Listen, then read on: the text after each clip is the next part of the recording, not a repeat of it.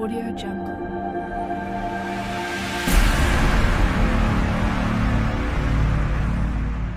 Audio Jungle. একটা নিঃশব্দ রাত। মাটির নিচে ঘুমিয়ে আছে এক দরবেশ, যার কবর থেকে ভেসে আসছে অদ্ভুত আলো।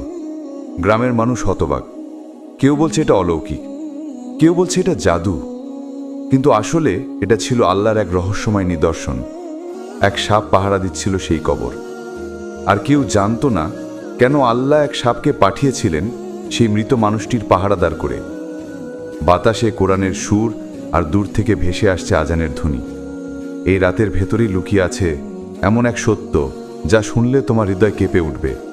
কারণ এই কবর শুধু এক মৃত মানুষের না, বরং এক প্রিয় বান্দার কবর, যাকে আল্লাহ নিজের নূর দিয়ে ঘিরে রেখেছেন।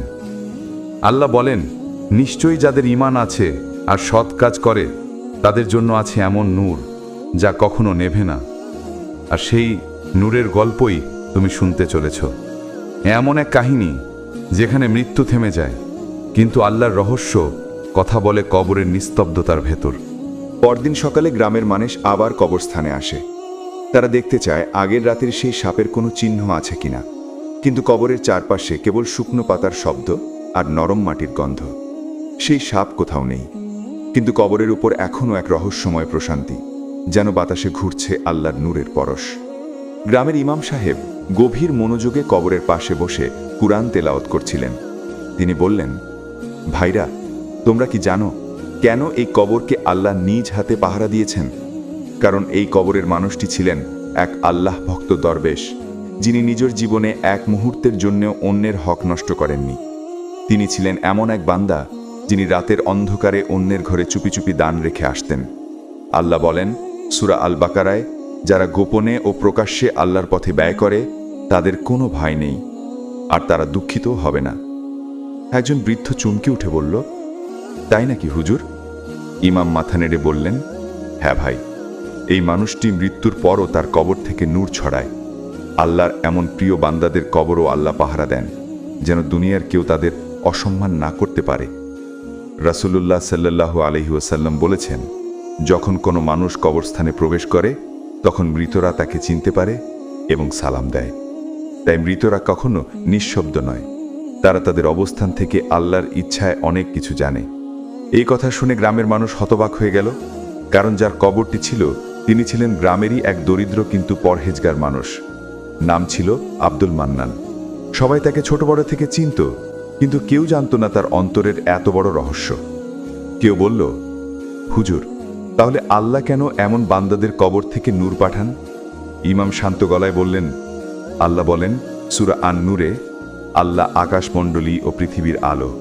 আল্লাহ যাকে চান তাকেই তার আলো দ্বারা পথ দেখান।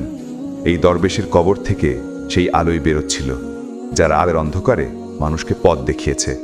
সেদিন সন্ধ্যায় আবার আকাশে বজ্রপাত হলো। বাতাসে এক অদ্ভুত শব্দ, যেন কেউ কাঁদছে। মানুষ ভয় পেল, কিন্তু ইমাম বললেন, ভয় পেও না, এটা রহমতের বার্তা। হয়তো সেই দরবেশের আত্মা আমাদের জন্য দোয়া করছেন। কারণ রাসূলুল্লাহ সাল্লাল্লাহু আলাইহি ওয়াসাল্লাম বলেছেন, একজন মুমিন মারা গেলে তার আমল বন্ধ হয় না, যদি সে এমন কিছু রেখে যায় যা মানুষের উপকারে আসে, যেমন দান, শিক্ষা বা সৎ সন্তান, যারা তার জন্য দোয়া করে।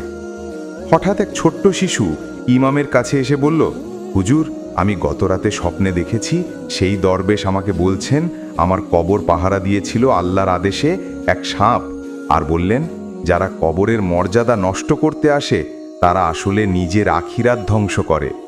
আল্লাহর ইশারায় সেই সাপ তাদের থামায়, যেন তারা শিক্ষা নেয়। ইমাম সাহেব কেঁপে উঠলেন। তিনি বললেন, ভাইরা দেখো, আল্লাহ যেভাবে তার রহস্য প্রকাশ করেন তা মানুষের বোধের বাইরে। এই ঘটনা গ্রামের প্রতিটি মানুষকে বদলে দিল। অনেকে নামাজে ফিরল, কেউ দান করা শুরু করলো, কেউ কবরস্থানে গিয়ে কোরআন তেলাওয়াত করতে লাগলো। সেই দিন থেকে কবরের পাশে একটি বোর্ড টাঙানো হলো। সেখানে লেখা ছিল, আল্লাহর ইশারা থেকে শিক্ষা নাও, মৃত্যুর পরও আল্লাহ তোমার আমল পাহারা দেন। বন্ধুরা, এই গল্প শুধু ভয়ের না, বরং এটা এক গভীর শিক্ষা। আমরা যতই গুনাহ করি, আল্লাহর দরজা সব সময় খোলা থাকে। আল্লাহ বলেন সূরা আজ-জুমারে, আমার দয়া আমার ক্রোধকে অতিক্রম করেছে, তাই আজই তওবা করো, তোমার আমল ঠিক করো এবং মনে রেখো মৃত্যুর পর তোমার দেহকে নয় তোমার আমলকেই আল্লাহ পাহারা দেবেন। আর যদি তুমি এমন সত্য ও ঈমান জাগানো ঘটনা জানতে চাও যা তোমার অন্তরকে কাঁপিয়ে দেবে, তাহলে অবশ্যই আমার ইউটিউব চ্যানেল আল্লাহর ইশারা সাবস্ক্রাইব করে রেখো, কারণ এখানেই আমি তোমাকে শোনাবো সেই গল্পগুলো যেগুলো শুধু গল্প না, বরং আল্লাহর রহস্যময় বার্তা। রাত কেটে সকাল হলো। গ্রামের সবাই ভাবল কবর চোররা হয়তো মারা গেছে, কিন্তু আল্লাহর ইচ্ছা ভিন্ন। একদিন এক পাহাড়ি পথের পাশে দুইজন ভিক্ষুককে দেখা গেল। তাদের মুখে ভয় আর অনুতাপের ছাপ। এক বৃদ্ধ মসজিদের সামনে বসেছিল। তাদের দেখে চমকে উঠল, কারণ তারা সেই দুই কবর চোর।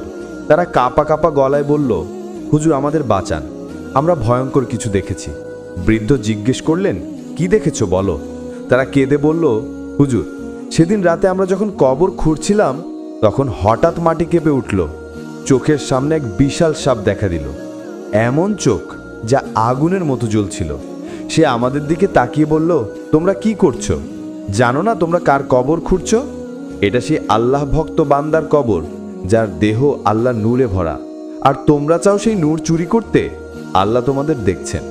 একথা শুনে আমাদের হাত পা অবশ হয়ে গেল। সাপটি কেবল তাকালেই মনে হচ্ছিল পুরো দুনিয়া থেমে গেছে। আমরা মাটিতে পড়ে অজ্ঞান হয়ে যাই। যখন চোখ খুললাম তখন সকাল, সূর্যের আলো চারদিকে, কিন্তু কবর অক্ষত আর আমরা কবরের অনেক দূরে পড়ে আছি।